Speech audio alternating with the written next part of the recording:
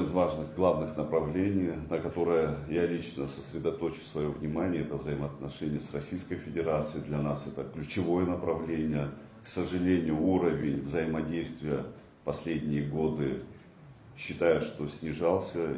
Тому явным примером есть негативные моменты. Поэтому наращивание взаимоотношений с Российской Федерацией – это важное направление по всем отраслям и направлениям. Вы знаете, что у нас проблемы практически по всем направлениям, но самое главное, ключевое, то, с чем сталкивается в первую очередь, это энергетическая отрасль, это медицина, это образование.